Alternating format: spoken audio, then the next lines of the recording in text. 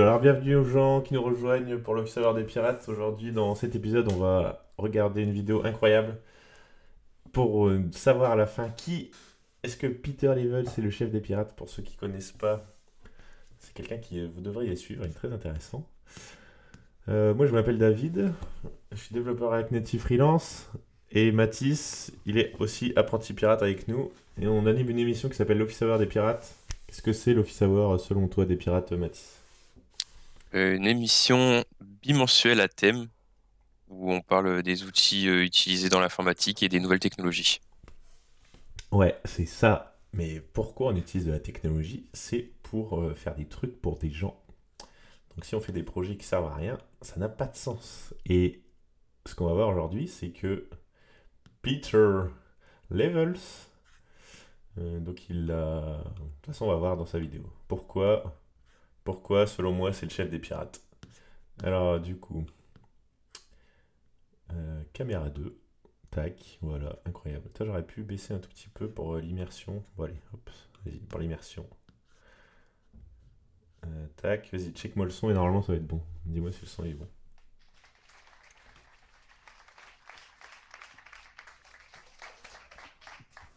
I've done a lot of building startups and side projects in the last Pour 4 ça, il n'y a pas de years. son. Ah, c'est They're bon. mostly bootstrapped, and Ici. bootstrap means that you build a business without any funding. Ah oui, donc ouais, premier truc, différence entre business bootstrappé et quand tu fais appel à des VC qui te donnent de la thune.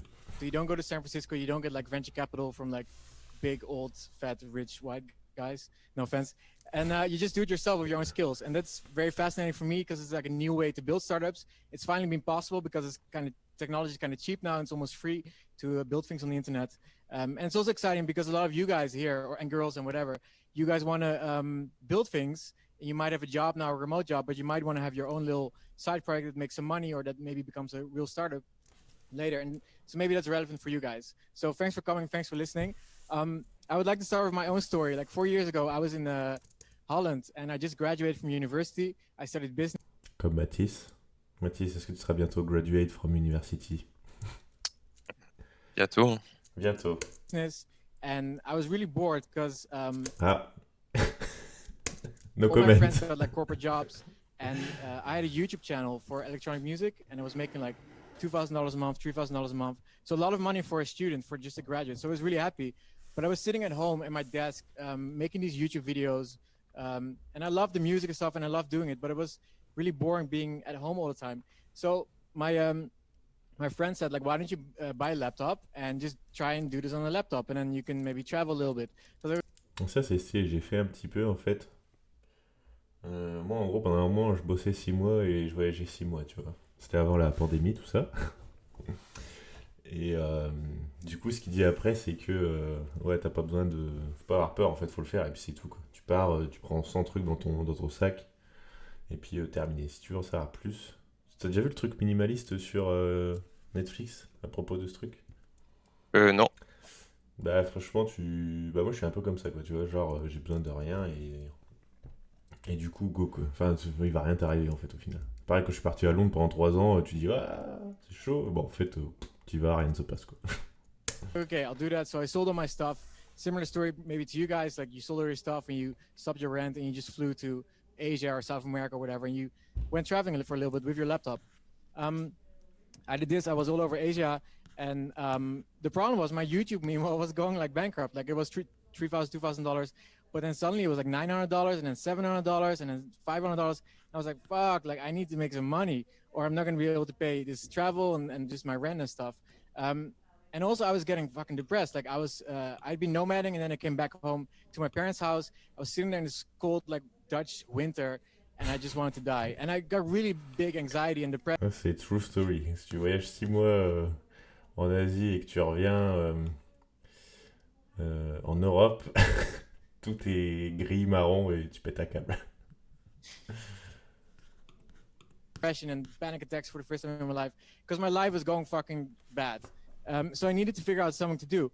So I knew, like my dad always says, if you're depressed, you need to like order like 1 cubic meter of sand and then get a shovel and just start shoveling one to the other. And then you do something and you get less depressed. So like, okay, I'll do it digitally. I'll just do 12 projects in 12 months. And I call it 12 startups for fun. You know, it wasn't really startups, but I'll just do it. And I started building these little projects. It took 1 month for each, and I had something to do. I had like focus. Still wasn't making money, but whatever. The first one was my friends and me. We would always send each other music over email. So I made this little app that would playlist it, and you could listen to all the music we sent to each other. Back when we didn't really have chat apps yet, so now nobody uses email anymore. Anyway, this didn't make any money, but it was really fun, and I launched it.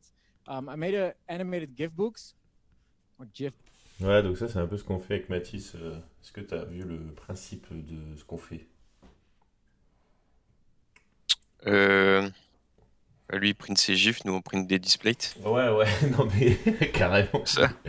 Ça, ouais, non, c'est plus faire des petits projets, on en launch Ah, des plein. petits projets, mais qui launch direct, quoi. Et, Pas des longs termes. Ouais, c'est ça. Pas forcément des longs termes en fait, c'est que le truc faut go to prod le plus rapidement possible. Parce qu'en fait, si tu cascades, si tu passes un projet à mettre 6 mois dev et que en fait c'est pas en ligne, ça sert à rien parce que en fait t'as perdu 6 mois pour faire un truc que tout le monde s'en tape. Il faut lancer le plus vite possible et c'est pour ça que lui il a fait 12 projets en 12 mois. Et moi quand je bosse avec Matthys, on file des petites, on fait des sprint release toutes les semaines on réalise un truc, même si c'est pas parfait, en fait au moins c'est mieux que, ça a plus de valeur que d'avoir quelque chose dont tu te sers pas en fait. Book, however you want to pronounce it. So I got a supplier in Malaysia. He could print flip books, and then I would send the animated GIFs to him, the frames, and people would order it. Everybody loved it, but the margin was literally like 2 or 3%, so I was hardly making any money. I think I was losing money after tax. It was total bullshit, but it was really fun. Then this was the first one that went really viral, was Go Fucking Do It. So you could enter a goal, you could add a deadline, like I want to quit smoking on 1 January 2018. You set a price, and you enter your credit card details with Stripe, and on the day, on the deadline, your friend gets an email and it's like asked, hey, did Peter really quit smoking on 1 January or not? And if the friend said no, your credit card would get charged with like $50, $100, and the money would go to me. And this was the first one that was finally like starting to make money. So I was going from like my YouTube crashing to like $200 a month. Suddenly I was making $500 a month again with this. Putain, Matthys, du coup, comment on pourrait faire pour ship ce genre de truc? Bah, tu fais une version 0 avec juste une fonctionnalité basique. Ouais. Et après, tu réalises toutes les semaines une nouvelle fonctionnalité. Là, ouais, en fait, tu fais juste Stripe Checkout. T'as même pas besoin de coding page, mais même pas de... Ah si, là, il a fait une page HTML, go, terminé, tu vois. Stripe Checkout, et puis voilà. Yes. So now I was up En une journée, tu peux le faire. at about like $700 a month, so I could live again. So this was kind of nice. Still wasn't a lot of money, but okay. And then the press started getting involved. So my friend made this kind of funny picture of me, really pretentious, but whatever. It worked because the press started biting on this project of. Ouais, bah ouais, après, ça, c'est l'invasion marketing. Bah, un peu ce qu'on fait dans le Job Hunt Automation, tu sais, sur LinkedIn. Tu fais une belle vidéo, tu mets des beaux trucs, tu fais une belle du storytelling.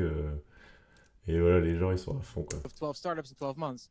And everybody started writing about it, like the next web, tech in Asia. And suddenly, like thousands of people started emailing me and following me on Twitter and stuff. And like something was starting to happen. So I cracked this little marketing thing, like accidentally, with this 12 startups thing. Meanwhile, I had to keep continuing building more products. So one product I built was a spreadsheet of cities. So I was in Chiang Mai and Bangkok. Ça, MVP, quoi. En une journée, paf, une spreadsheet, done. In Singapore, in Hong Kong, in Tokyo, whatever. But I wanted to like find places where the internet was good, where it was kind of like warm, like 26 degrees Celsius, and it wasn't super expensive to live because, you know, I had $700 a month. So I was like, okay, let's make a spreadsheet. And I published it on Twitter, but I forgot to, well, actually, the first time it leaked and I forgot to remove the edit thing. So actually people were started to edit it. And I was like, okay, I'll just share it on Twitter. And it went viral, and hundreds of people, maybe I think 1,000 of people started adding data to it. And then we had like 75 cities with all the cost of living and like fast internet and stuff, and like all these nomad hotspots.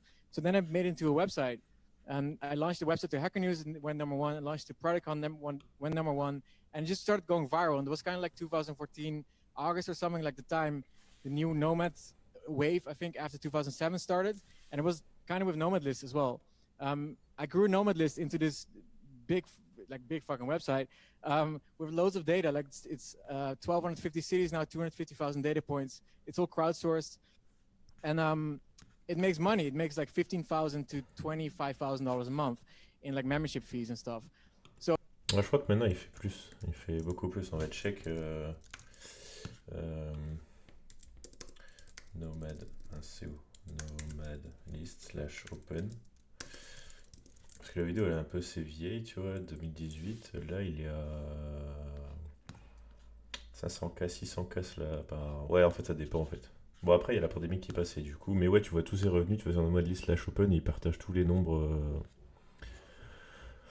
Sign in, sign out, enfin tout le bordel quoi. Tout ça en ayant start avec quoi? Rien. Non, c'est une Google Spreadsheet partagée, tu vois.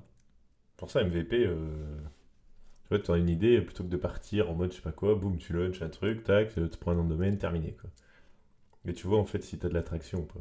So that's a far reach from the $700 I was living on, and but this took obviously years to build. But at least this one actually stuck. One of those projects stuck, which is kind of the philosophy that I do now. It's like shotgun, just shoot a lot of projects and see which sticks. I bootstrapped Remote OK from Nomadlist Success. It's like a remote job website, which is now also since December the #1 remote job site in the world, with almost a million monthly visitors. Ouais, donc ça c'est stylé parce que du coup il fait du. Avec l'attraction qu'il a sur Nomad List, il ouvre un remote job. Et du coup, bah, moi je pourrais faire ça pareil pour mon livre en fait.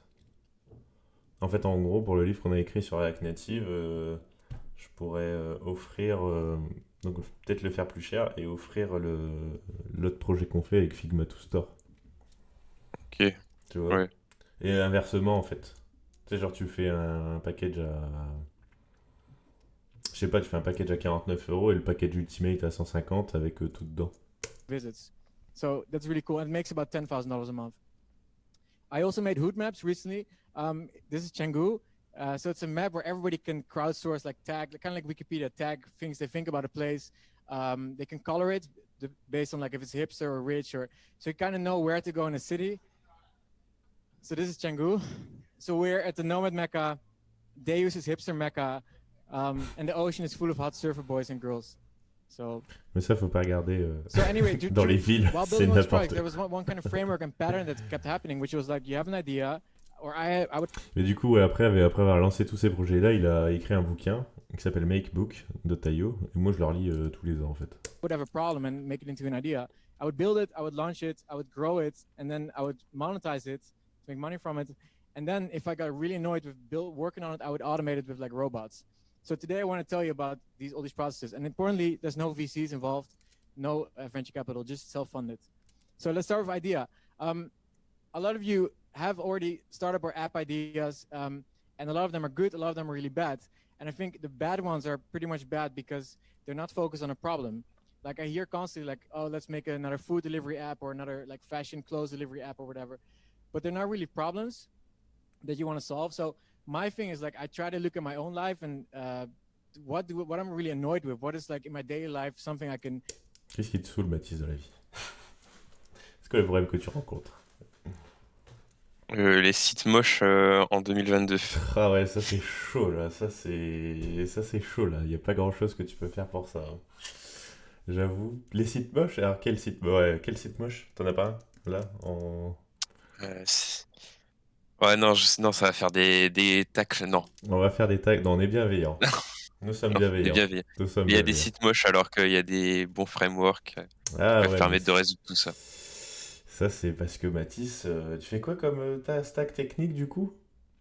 En ce moment, je fais du Tailwind, du Gatsby avec le React, donc Et du GraphQL. du GraphQL surtout.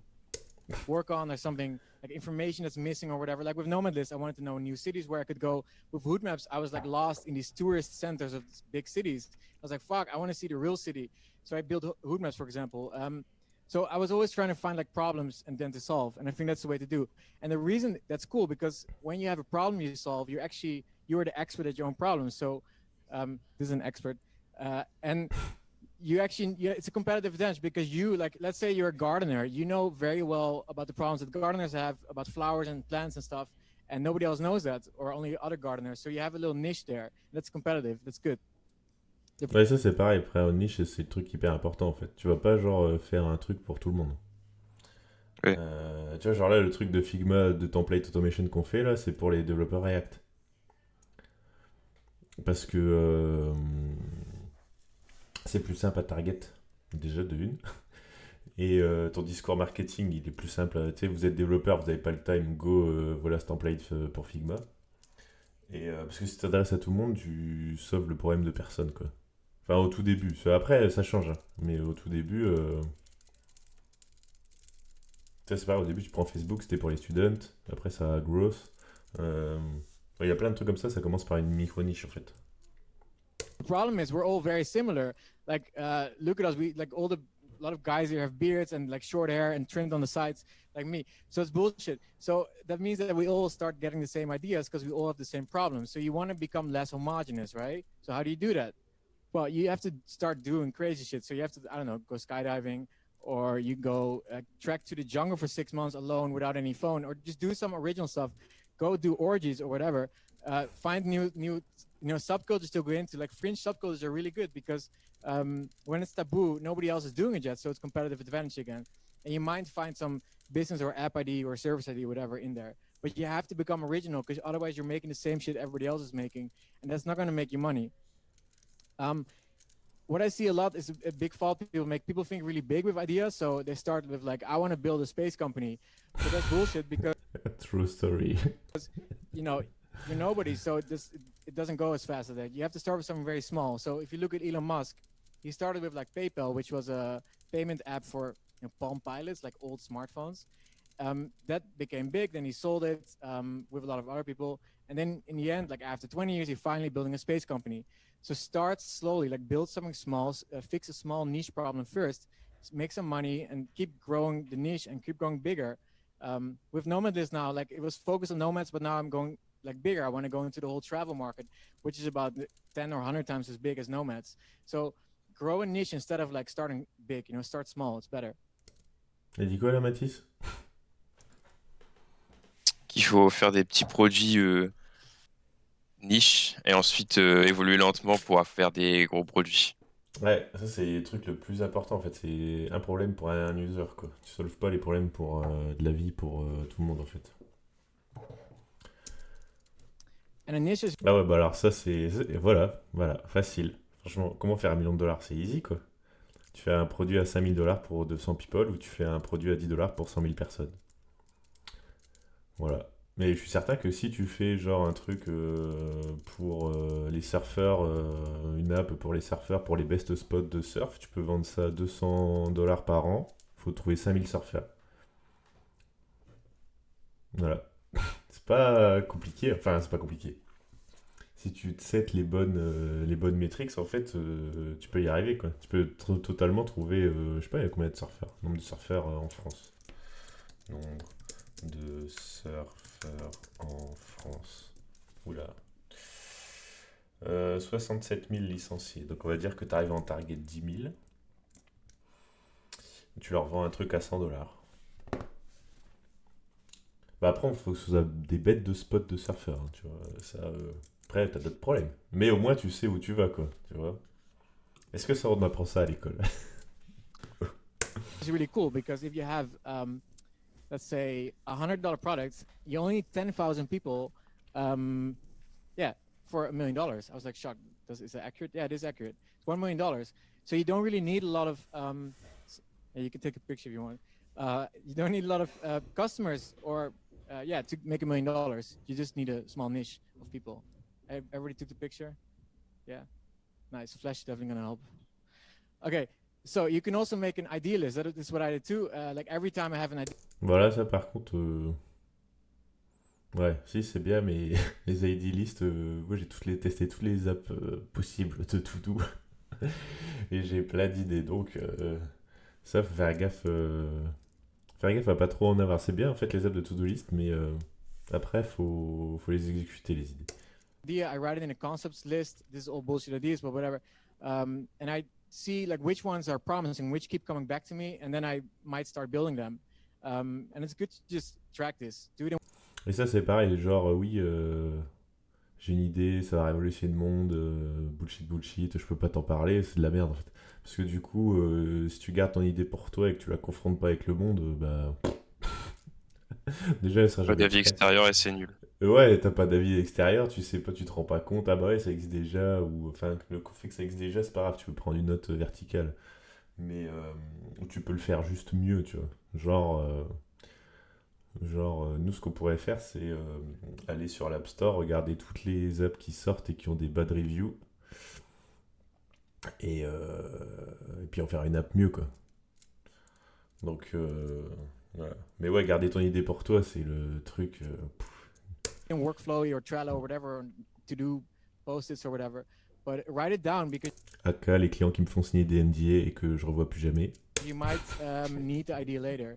Like I think a lot of the remote Bah forcément, parce que quand t'es trop occupé à faire signer des NDA, tu ships pas ton product, donc voilà quoi. work ideas I had, they came like months before I actually did them. So it takes some time to boil in your head. Also, I would definitely super advise, and this is very contradictory advice from what most people say, do it yourself. Like, don't work with other people. You don't need you don't need a technical co-founder if you're a business person. Just learn the code. Just do it yourself and learn to design or whatever. Do the basics yourself because it will save you so much time. And groupthink is very dangerous. If you're with 2 or 3 people in a group, you're building a startup. I've seen it myself. People start hyping each other like, wow, this dog food delivery idea is really going to change the whole fucking ecosystem of the world. It's just not true. It's just you're hyping each other. And if you're alone, you can't really hype because you're mostly really insecure, right? And being alone is kind of good because, yeah, it will help you ship faster and better.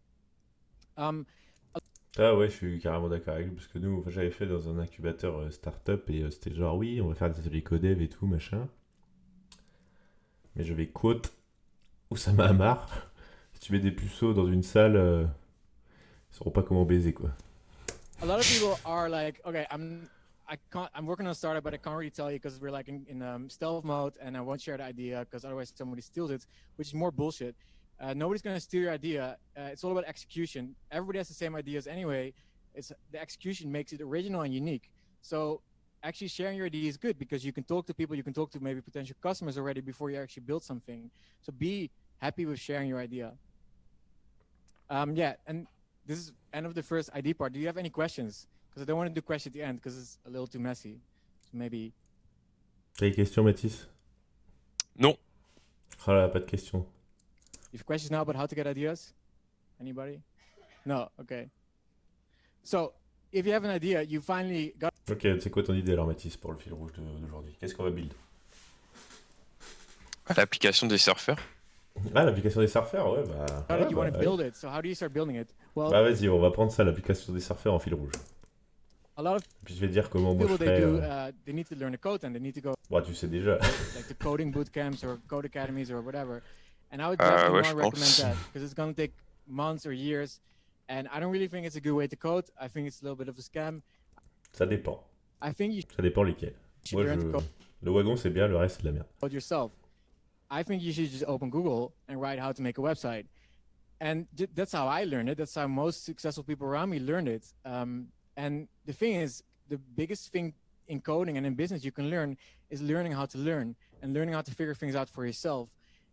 That's very practical knowledge, and that's super important in entrepreneurship. Just practically knowing how to do things, and not calling somebody like, "Hey, how do I do this?" or not finding a book or something about it. Just do it yourself. Why not? It's all the information is now on the internet. It's on YouTube. It's on Stack Overflow. It's on Google, so you can easily find it for yourself. And that's again, it's the most important skill you can have. Learn to learn. If you really are stubborn and you're just like, no, Peter, I'm not going to learn to code. Go fuck yourself. Go on Typeform. Ouais, donc tu vois, c'est quoi Typeform? Non. Mais en fait, si tu vas sur la web, c'est le mouvement no code, la révolution. On n'aura plus besoin de codeurs. Mais non, en fait, aussi Typeform, c'est trop bien. Tu vois, là, j'ai un Typeform. Donc ça, c'est pour rejoindre notre Slack de la communauté Lille. Et John Do, tac, je mets mon email. Enfin voilà, ça permet d'envoyer, de collecter des informations par un formulaire. Et pourquoi c'est le futur? Enfin, pourquoi c'est bien? Je dis pas que c'est le futur. Pourquoi c'est une solution incroyable? Attends, Celui qui ne sait pas coder peut quand même récupérer de la data. ouais, bah oui. Mais le truc, le principal, c'est que du coup, c'est une API. Typeform API, tu vois. Et du coup, tu peux le connecter à Zapier. Automate. Voilà, et du coup, tu peux automatiser plein de trucs en fait. Du coup, Typeform API Zapier, voilà, tu peux connecter. Donc, si je remplis Typeform, go faire plein de trucs. Ok, donc tu peux carrément ouvrir un stand de glace, je sais pas quoi, ou de food, ou je sais pas quoi, dans Typeform, boum. Franchement, tu vois, tu veux ouvrir un site e-commerce, bah tu fais un Typeform, tu le connectes à Stripe et fais tes 10 premières ventes. Si t'arrives pas à faire 10 ventes, qu'est-ce que tu vas aller ouvrir un site e-commerce, tu vois. Donc voilà, et donc si on reprend notre fil rouge qui est une application pour les surfeurs, bah là je pourrais avec un Typeform prendre juste demander ouais est-ce que vous connaissez des spots voilà quoi. Typeform.com is a site where you can make a form and you can even accept payments. And you don't need to do any code. And you can actually build a little mini startup just with a form. Like here, you can enter your credit card and then. Et là, je vais te montrer un truc incroyable. Prose de Taillot. Perdu. C'est pas prose. Ah, je vais la retrouver. You can actually pay. You can accept payments with Stripe and stuff. Another cool app is called Cards. It's carrd.co. It's built by my friend AJ, and it's super amazing. It lets people without code build really advanced websites. I built this yesterday. It's a luggage pickup service, and it just built a whole landing page out of nothing. And then if people schedule a pickup, it gets sent to Zapier, it's an API website, and the luggage gets picked up. Not really, but I could do it if I want. Me too. Ouais, j'ai retrouvé l'autre truc. Ça s'appelle poésie.io.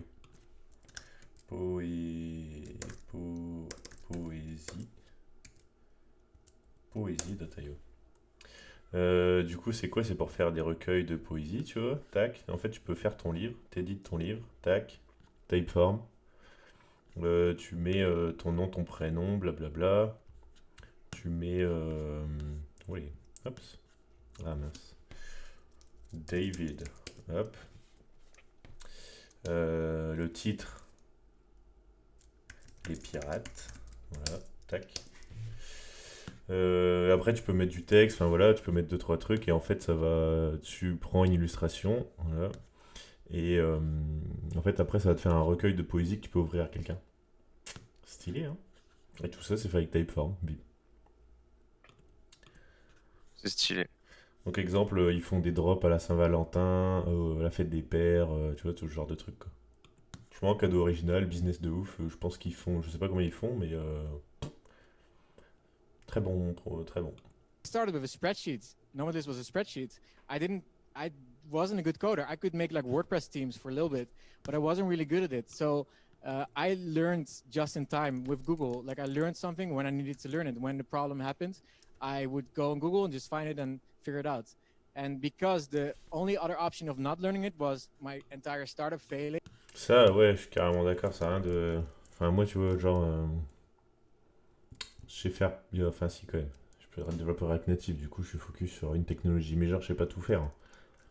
Tu vois, t'apprends just in time quand on a besoin. De toute façon, tu checkes sur Google, tu checkes sur la doc et bim, quoi. T'as pas besoin de savoir tout à 100% en fait. It's a very nice constraint to like, you really need to learn how to make the button align with the logo because everybody thinks it's ugly.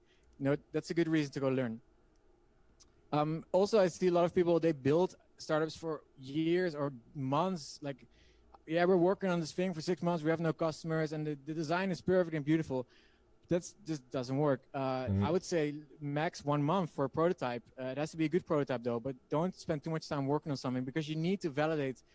Ouais, plus tu vas passer du temps sur ton projet secret pendant 1 an, bah à la fin, si les gens disent c'est de la merde, tu vas te dire bah non en fait ils ne comprennent pas mon projet, ça va changer le monde parce que t'es carrément attaché à ce que t'as fait en fait. Du coup, vaut mieux faire des petits trucs et ship hyper rapidement, et puis pas avoir d'attachement, te dire bah ouais, bah en fait c'est cool, j'ai fait ça en 2 jours, ah bah si les gens les aiment bien, je l'améliore. Plutôt que de passer 1000 ans à faire un truc et qui sert à rien. With launching. That's very Launching. Important. Questions. Matthys, t'as des questions? Okay. Non. Oh là là, trouve-moi une question après. Hein. But then everything's clear, so it's good. Okay, launching, very important. So you build something, so now you want to actually get users, and this is like, I think this is the most important step in any startup, because it validates if the product is actually useful or not, and can be monetized and stuff. So very big platforms for launching startups. Product Hunt, of course, Ah, one of the biggest. Product Hunt. It will get you On mettra les inserts. Tu mettras les inserts about de 10 nos noms sur Product Hunt. T'as ton blast sur Product Hunt déjà? Ouais, du je coup me suis fait un product hunt. Ah, voilà. Moi, attends, j'ai me lancé quoi sur Product Hunt? Je sais plus, moi. Mais là, c'est bien Product. Oulé. Ah oui, GPR. Oula. Product Hunt. En fait, maintenant, ça ressemble. Avant, c'était vraiment ce qu'il va décrire, en fait. Là, maintenant, c'est devenu vraiment un gros truc. Qu'est-ce que j'ai fait, moi, sur Product Hunt? A Big Red Button. Ah oui. En fait, que je t'en agence web, ça me saoulait qu'on me demande de faire des emails qui marchent pas, tu vois. Parce que du coup, déjà, personne les lit. Et en plus, c'est l'enfer à intégrer des emails, en fait. Du coup, j'avais fait ce truc-là, un Big Red Button, un Tumblr, qui répertoriait les meilleurs emails que je trouvais, en fait. Et en fait, en gros, les patterns, c'était juste du texte, presque pas d'image, un bouton, terminé, tu vois. Parce que c'est ce qui marche le mieux. Ça, c'est pareil, c'est ce qui marche le mieux, quoi. T'as pas besoin de fancy... parce que le mail, c'est du texte, déjà. Donc si tu mets 1 milliard de trucs dans ta signature avec ta photo et tout le monde s'en tape. En plus, ça s'affiche hyper mal. Maintenant, ça va, on a de la 5G et tout, mais en fait, avant, ça mettait 1 million d'années à charger sur ton téléphone, du coup, de la merde. Et voilà, tu vois, ça, c'est nickel, ça. Tu as bien compris ça, c'est... Ah, comment il s'appelle? Mec de Marketing Mania. Stan le loup. T'as déjà vu à quoi il ressemble les emails de Stan? Non. Ah là là là, leçon de marketing 101. Je vais te les retrouver. Stan.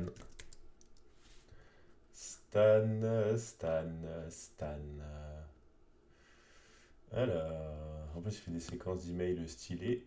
Déclic numéro 7. Est-il trop tard pour vous lancer? Tu vois, tac. Voilà, donc Stan. Est-il trop tard de vous lancer? Annonce, tac, voici pour rejoindre le déclic. Est-il trop tard? Tac, et il t'envoie des kilomètres de texte. Et franchement, je suis certain qu'il a une putain de conversion sur ce qu'il a écrit, quoi. Parce que moi, je les lis, en fait, et ils sont trop bien. Franchement, plutôt que de recevoir un truc avec une image de l'enfer. Voilà. Technique. Un lien en bold, avec cliquer ici. T'inquiète, ton taux de clic il augmente de je sais pas combien de pourcents. Donc ouais, j'avais fait ça. Et c'était quoi le truc? macOS. Ah ouais, si, ça va, je l'avais launch sur Product Hunt ce truc. Ah bah, faudrait que je fasse une update en fait. Tu vois, il n'y a même pas les galeries d'images et tout, machin. Bref.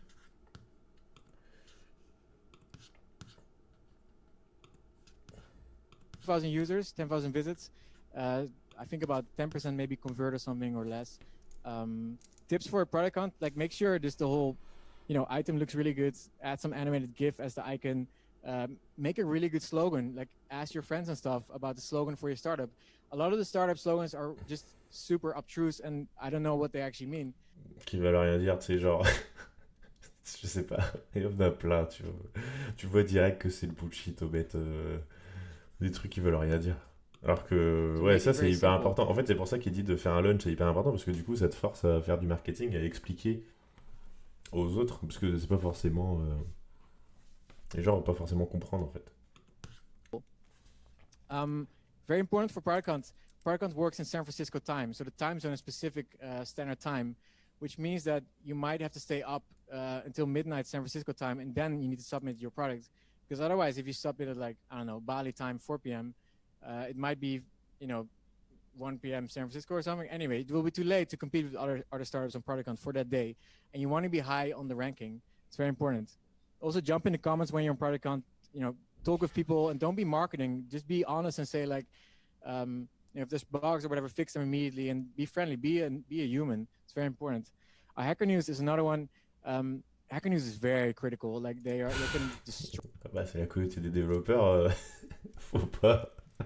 Faut pas déconner avec eux. Si ton produit c'est de la merde, ils vont te le dire instant. Hein. destroy your whole startup with their comments. Here it's even more important. Don't do marketing stuff. Like, be as frank and honest and personal as you can. Like, if you build a food delivery app, whatever, say like, okay, show HN like I built a food delivery app, and then say something unique or whatever. Make it original, but make it friendly. No spamming. Don't use voting rings and stuff. No bots. All that bullshit. It's only gonna go down. You know, they'll see it. Reddit is very, very gigantic big. It's about Ça ouais, ça marche, mais ça dépend. En France, ouais, c'est compliqué quoi. Il y a pas de Reddit français du coup. Non, il me semble pas. Tu connais pas un truc qui ressemble à un clone de Reddit?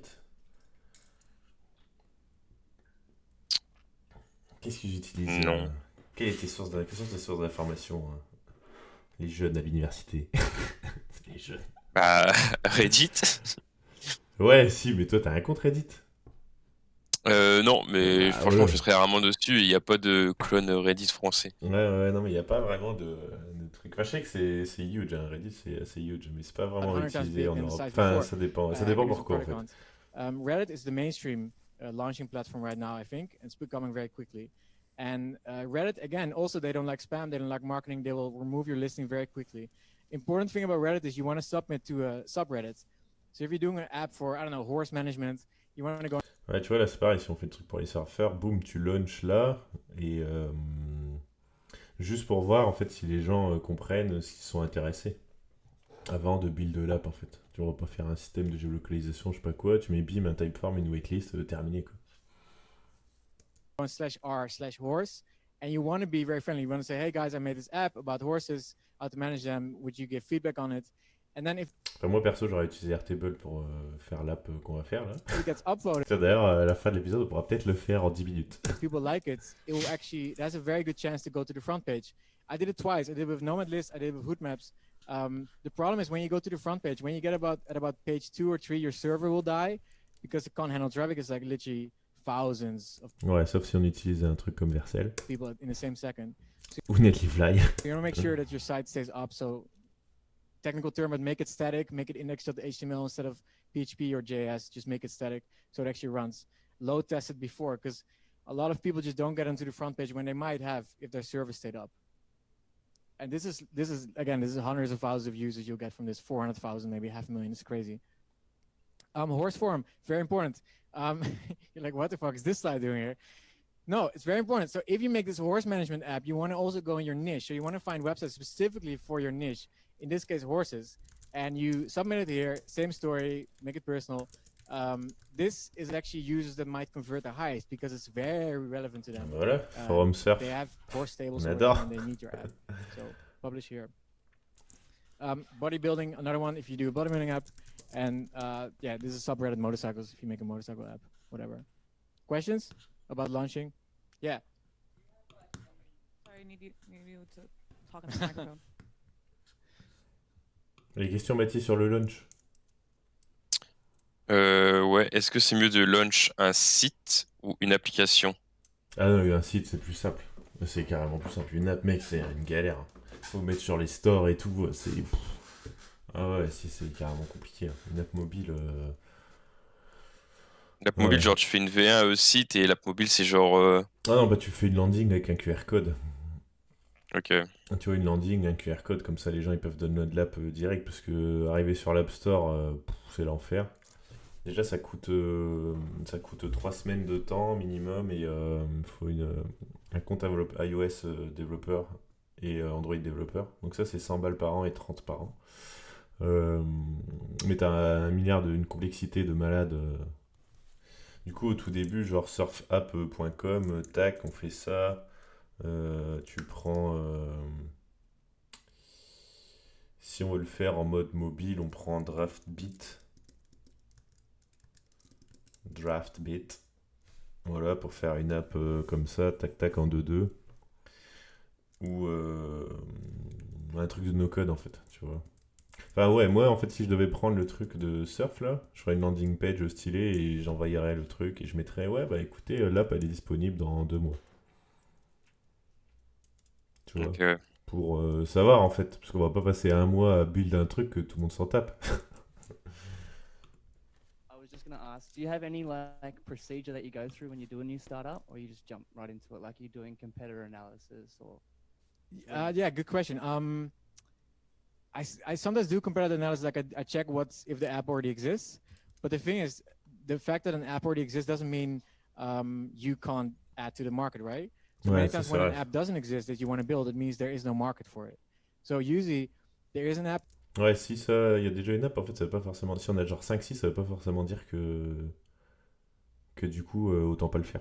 Ça veut dire que du coup, il y a un marché et que les gens peuvent dépenser de la thune pour le faire. Du coup, il faut juste faire mieux que les autres ou une verticale différente.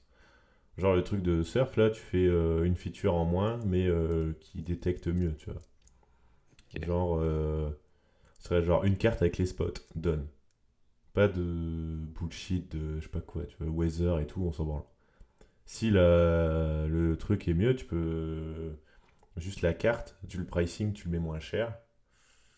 Et il y a des gens qui préféreront et d'autres non, en fait, tu vois, ça dépend quoi. Il n'y a pas de. That already exists, but it's shit, and it doesn't have a lot of users, and it's just broken and ugly, whatever. So you can just make a better one. And that's what I did a lot of times. Like, there's a lot of competitors of mine who are just their site is just unusable, but they were big sites before. But yeah, so it's easy to not even take them over, but just like you'll get more traffic. But yeah, I will usually dive right into it. And I'm a little bit arrogant and naive, so I'm like, oh, I can do this better. Fuck this, I'll just do it. And then sometimes usually it doesn't work out, but mostly 1 out of 10 times it does. And then you made something that's better. So being a little bit arrogant about it works, I think.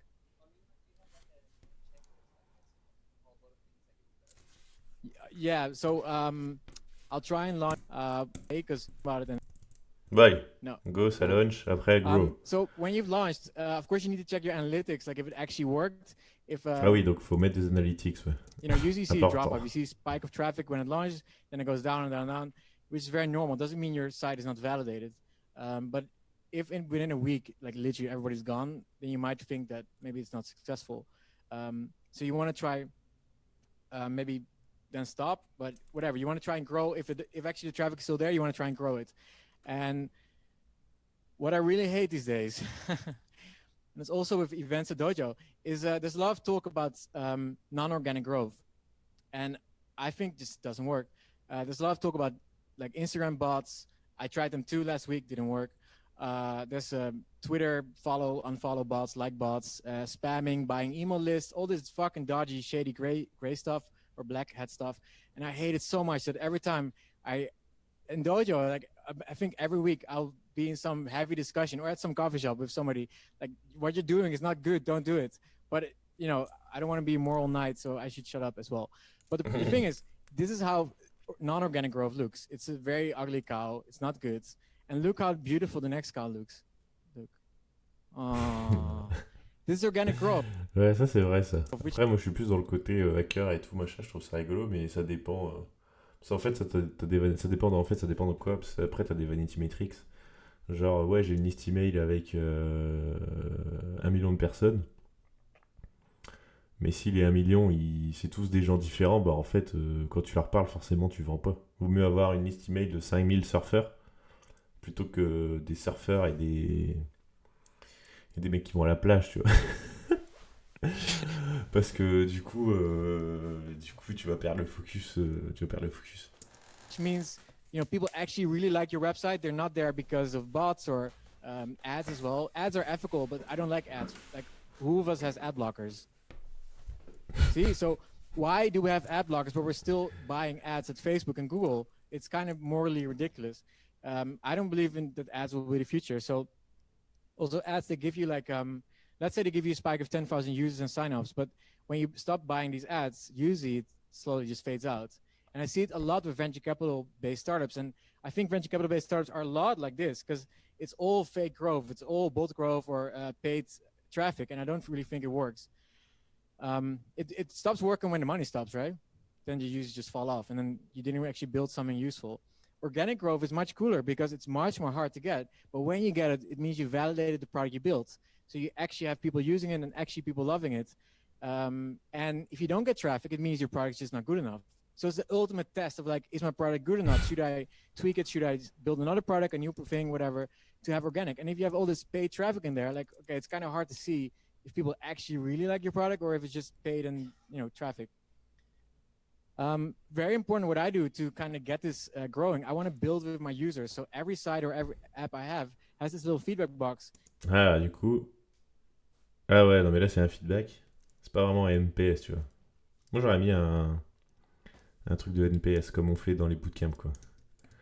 Parce que, genre, hop, ça là, tac, feedback, dash, bootcamp, workshop, bootcamp, workshop. Ah, faut que je change ça. Ouais, moi je demande sur 1 sur 10 parce que ça a NPS et du coup ça représente mieux. Pour faire des stats, c'est plus simple, quoi. Mais ça, c'est important aussi de le faire, ça se fait en 2-2. And it just says like, hey, do you have feedback? Tell me, be nice, because people can be really angry in this feedback box. So I had to ask, like, be nice. And now they're really nice suddenly, so it actually worked. If there's bugs like this, like the images are not loading, you can write like, hey, your images are broken. But also, there's a lot of feature requests. Like every week, I'll add a feature or I'll change a feature because somebody just says it's wrong. Like this week, I think I moved the search box on Nomad list to the right because somebody said it looked ugly. So yeah, and then they're happy and they're involved in the process. So building, I think it's called like co-creating. Like building with users is amazing. Ouais, parce que nous, on fait tout en open en plus. Nous, il y a tout qui est sur GitHub, il y a tout qui est en open source. Donc en fait, ouais, je trouve que c'est plus simple, quoi. Enfin, même quand je fais des bootcamps et tout, t'as vu, je dis aux gens, ouais, fais des issues, et tout est en open, en fait, on garde pas le... Tu sais, on pourrait se dire, ouais, j'ai un problème, faut pas que je le montre, mais en fait, au final, déjà, tout le monde s'en tape. et enfin, moi, je trouve que c'est plus simple. Become like, what is it called? Ambassadors. Well, you're British. Ambassadors of your product. So they will tell like, hey, I sent Peter this message about the search box and he actually changed it. I love it. You should use Nomad list too. So it's very positive effect you have. And users are really smart. Like you shouldn't always listen to everything they say, but you should definitely consider it what they're saying. A more beautiful feedback box is of course Intercom used by most Intercom, startups. ça coûte cher. This works as well. This works very well. It's paid though, so a little annoying. Very important to add on your website or app is some kind of thing so you can re-engage users later. Ah oui, ça c'est... Bah oui, ça tu vois, moi sur mon site j'ai une newsletter. Et au moins, je peux retarget les gens one day. Okay. Tu vois, du coup sur ton site tu devrais mettre un truc à la S'abonner. fin. S'abonner. Ouais, juste un email, tu vois, c'est cool, quoi, parce que ça peut... tu sais pas, ça pourra peut-être servir un jour. Ouais, parce que genre là, tu fais, ouais, écoutez, voilà, ça fait genre 5 ans que j'écris des articles de blog, maintenant, est-ce que vous pourriez prendre 2 minutes pour faire un bot sur Product Hunt?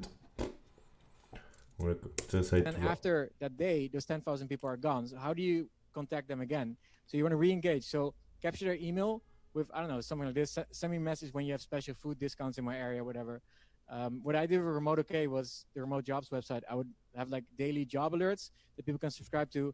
Nomad.list has a newsletter, so that kind of stuff. So you can email people later. Don't spam people. Again, just be sparing using these email addresses because you guys know how annoying it is to have like annoying emails flooded in your inbox.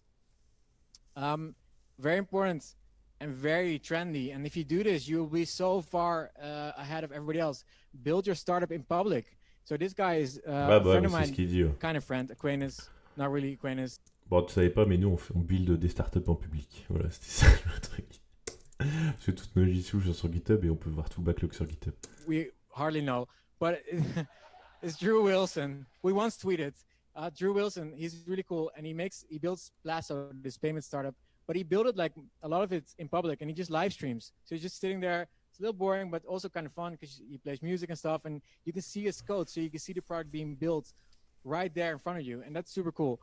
And the cool thing is nobody else is doing that. Like I did it with Root Maps. I hardly know anybody who's doing it, and it gives you so much attention and press. So definitely like try this, and it takes guts, but also streaming, it makes you very productive. Like 100 people were watching me, and I never coded as fast because I was just so nervous and stuff. So it works.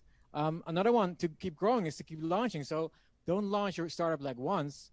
like launch a feature as well and launch it to the press again. And Bon, bah, si tu regardes sur Producton, lui, à chaque fois qu'il fait une feature, boum, il fait Nomad List version 2, version 3, version 4, version 5, et du coup, à chaque fois, ça refait un launch, ça re-engage tout le monde, en fait. just keep doing it for every 2 or 3 months. You want to keep getting into the press and keep getting into these websites. I don't think you can launch a product every 3 months, but you can launch like every year, like every big version number you have or every change you can launch again. And that's very important because you want to stay in people's minds. So, any questions about launching? Question about launching. Bah, c'est clair là, je pense. Toujours launcher un produit, quoi. Putain, ouais, ça va être chaud, quoi. You look like you had a question. Ah, Monetize. monetizing. Du coup, comment on fait pour You have an monétiser? existential crisis. Ah oui, en fait, quand tu fais... Bon, là, pour l'instant, on est un peu une charity. Hein. Ce qu'on fait, là, techniquement. Comme type de travail, c'est un passe-temps cher. C'est pas un business. Parce qu'en fait, il faut faire payer d'une manière ou d'une autre, tu vois. Sinon, au bout d'un moment, Sam, tu peux pas payer les factures. In your hands. And that's very important. And I see so many. Et en fait, si tu fais un truc gratuit, le danger, c'est que les gens, ils payent jamais. Après, tu peux faire un truc gratuit, t'as plein d'offres, tu fais genre 14 jours d'essai, après t'as un free tier comme Notion où tu peux tester le produit, mais t'es limité. Mais c'est mieux upfront de demander 20 balles, tu vois. Au moins, ça valide que les gens, ils veulent payer. Many startups just don't make money. And it's like, how do you pay your rent? Just, I don't know. And that's just not the way to do it. It's very important to make money because you need to pay your bills. And I would say within 3 months, I would say within 2 months maybe, get the first dollar in. Maybe even during launch day, get the dollars running, because otherwise, again, you didn't validate. You made a nice startup, but it's not making money, so it's not really validated as a product. And that's a big problem. Focus on money. And focusing on money is very difficult for us. I'm Dutch, so especially for Dutch people, they're traders historically, but they're very weird about money. You're not really allowed to make money. This is a typical, I wrote it myself, but this is a typical example of the stuff I would get when I started charging money. So I'll read it for you. This is an email by Grumpy Cat 2019. Okay, I can't believe what just happened. So anyway, I was feeding my cat and then I was trying to find an app so I can schedule my social media posts. I really put too much time into scheduling, so I need this app. So I found this app called Media Scheduler 2000. Okay, so I sign up and what the hell? I have to pay $25 a month for it? Who does the maker of this app think? What a capitalist. He's just making easy money over the back of others. This should be free. It's always these big companies trying to make money off the little people. Even Gmail is free. Don't support this app. The maker's evil. 1-1. But this is a typical email I get. It's absolutely ridiculous. They think you're a big company, but you're just you and your laptop and you're trying to just pay your bills and buy a coffee. And this happens so much, especially on Reddit. Like, people really hate when you charge money for something. You should charge money for something, and just ignore these people. And there's always a free alternative of your app that's worse, but yeah, you're not competing with them. You're competing in a premium with like actually charging money. A very good example of like how to charge and validate at the same time is Buffer, and they pioneered this whole thing. They didn't even launch a product yet, but they just put up a landing page with a plans and pricing button, and if you clicked it, this is social media scheduling as well. You would get an email box, and you could sign up to get updated if the app actually launched. And this was amazing because this is literally just validating how many people click on this, how many people add their email. Okay, so now we have a list of 10,000 people that might actually want to pay for it because they clicked pricing, so they actually want to maybe pay for it. Ah, ça, j'ai dit ça, j'avais oublié ça. Les mecs, ils font un bouton pricing et après, du coup, ça on n'est pas encore dit, voilà l'email. Génie, parce que du coup, ça prouve que tu veux payer et du coup, ça prouve que tu es prêt à payer. Du coup, la somme pour l'instant, on s'en fout, mais au moins que c'est un vrai problème, tu vois. I did this idea even worse or even bigger. I made a whole payment button with a fake Stripe box where you enter your credit cards for like a feature you want to use, and then after paying, they wouldn't actually be paying. I said you didn't actually pay. This was a fake Stripe payment box, but now I know that you would pay if I built the actual feature, but I didn't actually build the feature yet. So that's again validating a feature. J'ai dit un fake truc de credit card. Actually, people pay for it. So yeah, put buy buttons on everything. This is the most important slide of my presentation. You want to check what people pay for in your product. So every feature, put a paywall on it to see what happens, and then start. If nobody pays for it, make it free. But yeah, limit your app as well. See what people pay for again. Super important. A few business models here that you can apply. Like a lot of websites, and startups, they don't actually make money with their main product. They make money with the side byline product, kind of their main product. So this is Nomadlist. This website doesn't make any money. This is all free data. You can filter cities in the whole world. Nobody pays money for this. But this is like a social media or like a social network for travelers, which is also Nomadlist, which like 7,000 people pay money for. Dribbble, you guys, a lot of designers here know Dribbble, a design website. It's free to post your designs on Dribbble, and nobody pays money for this. But there's a job site that business pay for to post jobs, and they pay a lot for it. $299 for 3 days, yeah. So you can use your main site to be free, like freemium, and then have like side things. Tu vois, bah là, c'est ce qu'on va faire pour Job Hunt Automation, quoi. On fera une partie du Notion Board qui sera gratos et une autre partie qui sera premium, avec accès aux databases et les listes de où peut job poster et tout ça, quoi. Donc là, c'est pareil, si on reprend le notre cas des surfeurs, là, on pourrait faire poster un spot, c'est gratuit, mais la lecture des autres spots, c'est payant. Ok. Tu vois? Ou limité en temps d'utilisation, ou tu peux en avoir que 5. Enfin, tu vois, tu peux toujours trouver des mécanismes après. Also, sponsorships are good. When I launched Nomadlist, I got an email within the first day by Matt Mullenweg, the founder of WordPress, who liked the website, and he said, "Can we sponsor it?" I was like, "Sure." I'll add a little banner, and then automatic WordPress are hiring, and he paid me like a few $1,000s a month for it, and still pays. So that's a very good sponsorship model you can do as well. It's very hard to get sponsorships, like going outbound, like emailing companies for it is very hard. You want to be so cool as a product maybe, and be lucky that a cool company wants to help you and provide you, so you can keep developing on the website. And this money helped a lot, because in the beginning I wasn't making a lot of money, so this helped me continue developing the website. A more cool modern model that you might know is Patreon, where you just simply ask your users to pay money, not even for a specific feature, but just for supporting you as a maker. And I just saw this week on Twitter a guy called Cinder Soras, who does a lot of open source development. Ah bah lui, c'est un malade, lui. Lui, il faut que tu le suives aussi sur GitHub.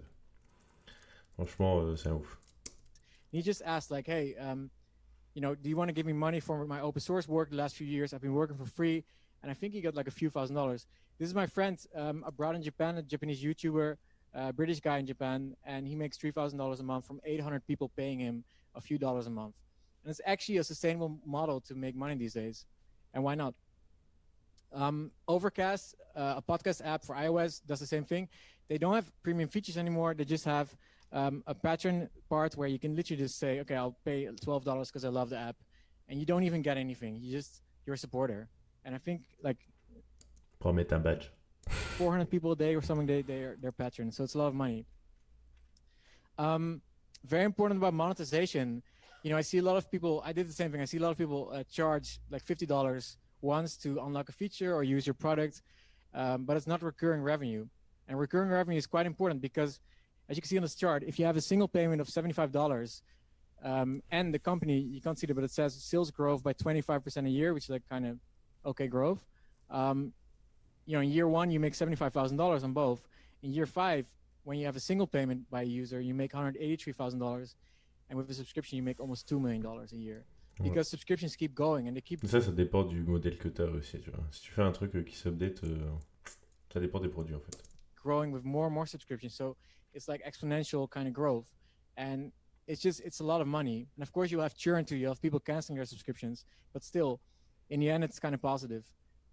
Only thing is, subscriptions are annoying for users. Like, I hate getting another bill of some service I signed up like a few years ago. And like, fuck, I was still paying for that. I don't even use it. That might be annoying. Any questions? About, Matthys. Growing. No. Ouais, Cool. bon, j'ai pas de questions en fait. Okay, so this is also Ah, really je trouve cool que c'est part. clair en fait. Ah bah ouais, si, c'est So if you déjà... have this Ouais. whole business running now, you make money. and you kind of. Ça, c'est la partie que nous on fait là. Automation, nous. In the top, you can see it's blocked, but it's 187 robots are running now. That's like parallel. They're getting job posts for Monetize. They're processing response Ça, ouais, j'ai même pas le time de faire ça. Moi, je fais les Zapier et puis comme ça, c'est réglé, tu vois. for users. It's all both sides are 100% automated, and these robots keep everything running. This is my scheduled cron jobs, which means it's like tech lingo for just like scheduled programs. These robots. All these things are things that I need to do hourly or daily or weekly. This is my whole business. It's all these lines. This is all the robots running everything, and for me, it's really cool. It just looks really cool that I have this server somewhere in San Francisco and it just does all the stuff. And I have anywhere from 180 to 700 robots running, working for me like 24/7. And they can scale up and scale down whenever they want, like when they need more people. J'aime bien le RMORF cache tout en haut là. With robots, with scripts, doing stuff for you. And this means that, you can hire people, but then you can't really fire them because it's hard with labor laws. Humans get sick, all this stuff. And I know it sucks, but this is the reality. Robots are, to be honest, just Les more robots, c'est le efficient futur. at a lot of Plus stuff. efficace que les humains. This is, for example, how to monitor robots. So what's the role for the human then left in this little black box of a business you built? Well, I think it's very important to have one human hired full-time to manage all these robots when you've automated everything. So they can check if your server's down or not.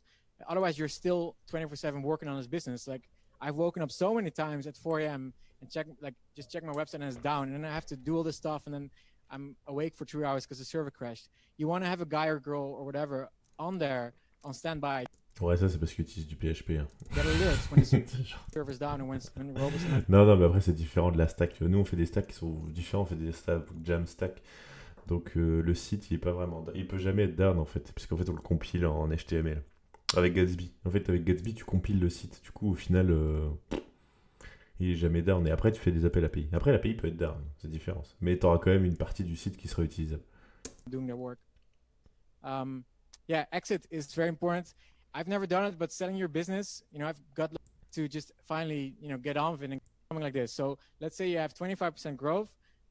You have Ah ouais, ça c'est quand tu vends ta startup. Ouais, ça c'est pas très important. Mais en fait, oui, ce qui est important, c'est de le faire tout le temps, quoi. Automated exit, and then you do it again. And this is like the little ecosystem and pattern I found after a few years. So, thanks for listening.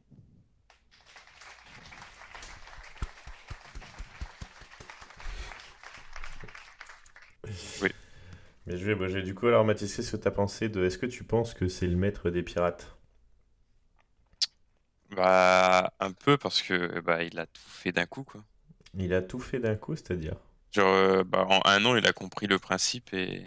Ouais, Non, il a... Ouais, si, il a... Ouais, il l'a fait... En fait, il a itéré le process plein de fois, quoi. Donc... Ouais, voilà, il s'est pas dit j'ai une idée, je vais la faire plus tard, il l'a fait direct et. Ouais, c'est ça. Il l'a fait direct. Nous, c'est exactement ce qu'on fait. Quand on launch un truc, boum, faut que ça prenne le minimum de temps possible. Après, on fait des trucs un peu... Si, on fait un peu de swag quand même. Je veux qu'il y ait du swag.